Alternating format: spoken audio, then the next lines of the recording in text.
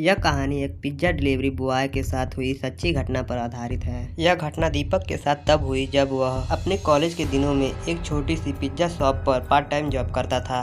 एक रात करीब 1 बजे की बात है, जब वह अपना शिफ्ट पूरा करके घर को निकलने वाला था, तभी अचानक पिज्जा शॉप का फोन बजने लगा। दीपक ने फोन उठाया तो कोई आदमी बहुत ही सहमी हुई आवाज में ऑर्डर दे रहा था। पहले तो दीपक ने ऑर्डर लेने से मना करने का सोचा, क्योंकि वैसे ही ज़्यादा रात हो गई थी और शॉप को बंद करने का टाइम भी हो चुका था। लेकिन जब उस आदमी ने 4 लार्ज साइज पिज्जा ऑर्डर किया तो दीपक ने ले लिया, क्योंकि बड़े ऑर्डर पर अक्सर अच्छी खासी टिप भी मिलती है और दीपक को पैसे की भी ज़रूरत थी। दीपक जल्द से जल्द डिलीवरी करने के लिए निकल गया।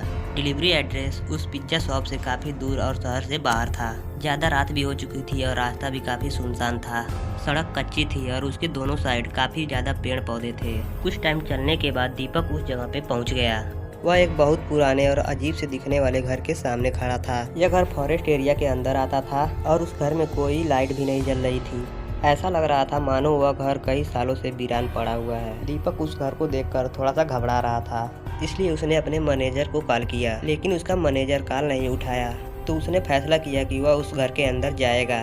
दीपक जैसे ही घर में अंदर जाने के लिए आगे बढ़ा, उस घर की लाइट ऑन हो गई। तब जाकर दीपक का डर थोड़ा दूर हुआ। उसने डोरबेल बजाई, लेकिन किसी ने दरवाजा नहीं खोला। दीपक वापस जाने ही वाला था, तभी वह दरवाजा अपने आप खुल जाता है। दीपक थोड़ा सहमा हुआ अंदर घुसता है। दीपक हाल में पहुंच जाता है, वहाँ उसे कोई नहीं दिखता है। फिर दीपक आवाज़ लगाता है, कोई है? मैं पिज्जा डिलीवरी करने के लिए आया हूँ। वह जैसे ही इतना बोला, तभी 2 बच्चों के हंसने की आवाज़ आने लगी। दीपक गुस्से में अंदर गया तो वहाँ उसे 2 लड़कियाँ बैठी हुई दिखी, जो दीपक को अजीब तरह से घूरे जा रही थी। दीपक उस पर गुस्सा हो रहा था कि कब से बुला रहा हूँ, पिज्जा लेना है कि नहीं। इतना बोलने के बाद भी वह दोनों लड़कियाँ दीपक को वैसे ही घूरे जा रही थी। फिर दीपक ने कहा, मैं पिज्जा देने आया हूँ, तुम्हारे घर में कोई बड़ा है जिससे मैं पेमेंट ले सकूँ? इतना सुनते ही उन दोनों लड़कियों के आंखों का रंग सफेद होने लगा और उनकी चुप्पी खतरनाक हंसी में बदल गई। उन दोनों लड़कियों ने दीपक के पीछे इशारा किया। दीपक पीछे मुड़कर देखा तो मानो दीपक के पैरों के नीचे से जमीन खिसक गई।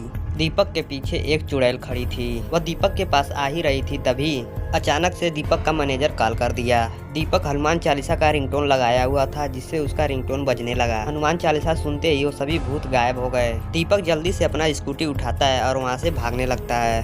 तभी वह देखता है कि वह तीनों आत्माएं उसी घर के सामने खड़ी हुई हैं। दीपक बिना पीछे मुड़े भागता जा रहा था। वह अपनी जान बचाते बचाते अपने घर पहुंच जाता है। अगले दिन दीपक को पता चलता है कि वह घर बहुत पुराना था और उस घर में 2 बच्चियां और एक औरत फांसी लगाकर मर गई थी। लेकिन दीपक को आज तक यह पता नहीं चला उस दिन वह कॉल किसने किया था। दीपक अपने आप को लकी समझता है और भगवान को प्रणाम करता है और अगले दिन फिर से काम पर लग जाता है। हेलो दोस्तों, अगर